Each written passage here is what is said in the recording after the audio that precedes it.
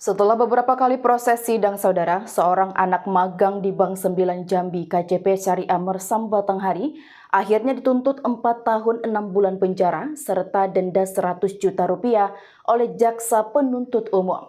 Hal ini berdasarkan fakta persidangan yang digelar beberapa waktu lalu.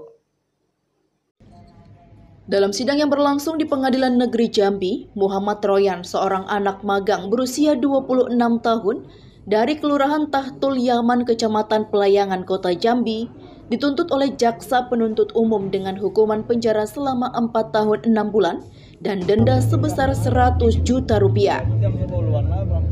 Tuntutan ini muncul setelah serangkaian proses persidangan yang menyita perhatian publik.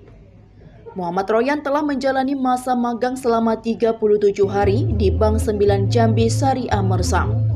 Proses magang ini seharusnya berfungsi sebagai pengalaman belajar bagi mahasiswa atau pelajar. Namun JPU berargumen bahwa Royan berperan sebagai analis pembiayaan, posisi yang dianggap strategis dan tidak seharusnya diisi oleh seorang magang. Dalam sidang lanjutan yang digelar, JPU menjelaskan bahwa tuntutan tersebut didasarkan pada fakta persidangan. Dalam tuntutannya, jika denda tidak dibayarkan, akan diganti dengan hukuman penjara selama 3 bulan. Hal ini menimbulkan kontroversi, terutama terkait dengan peran Royan yang seharusnya sebagai peserta magang, bukan sebagai pegawai tetap. Ibnu Koldun, kuasa hukum Royan, dengan tegas menolak tuntutan tersebut.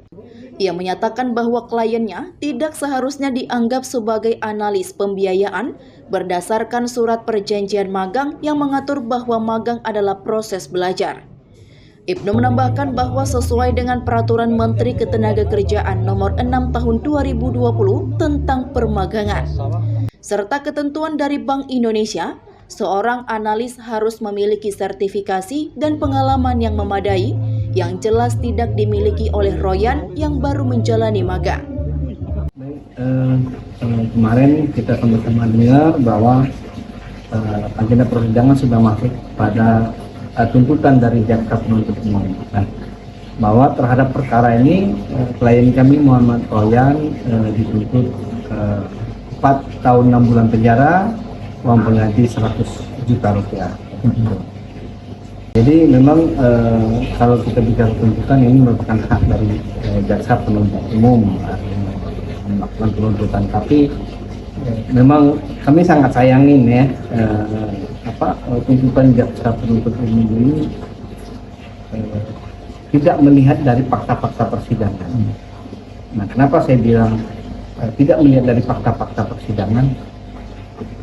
Bahwa di dalam tuntutan mereka menyatakan klien kami adalah analis pembiayaan ya, berdasarkan surat perjanjian magang. Nah, dari bahasa ini sudah kontradiktif, ya kan?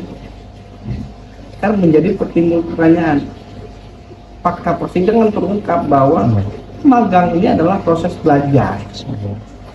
Kok bisa magang mendapat jabatan analis? Nah, ini seharusnya kurang ketelitian jaksa penuntut umum. Ya, kami berharap nanti kami akan melakukan pledoi pembelaan terhadap klien kami bahwa fakta-fakta yang kami ungkap di dalam persidangan, baik itu dari Permenaker nomor 6 tahun 2020 mengatur tentang pemagangan, kemudian di dalam ketentuan Bank Indonesia juga mengatur tentang jabatan analis.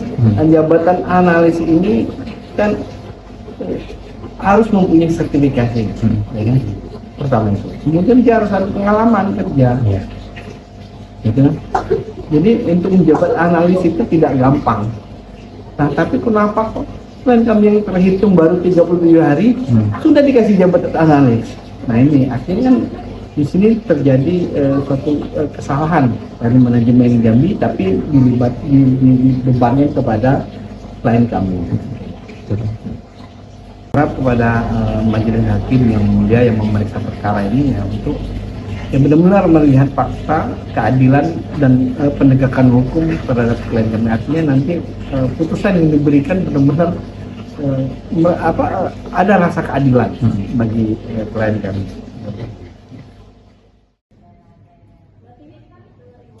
Ibnu Khaldun berharap majelis hakim dapat mempertimbangkan fakta-fakta yang ada dengan bijaksana dan penuh keadilan, agar kliennya mendapatkan hak sebagai peserta magang.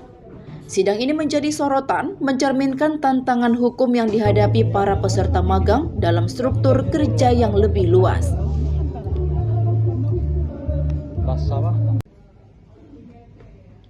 Dari Kota Jambi, Novel BITV melaporkan.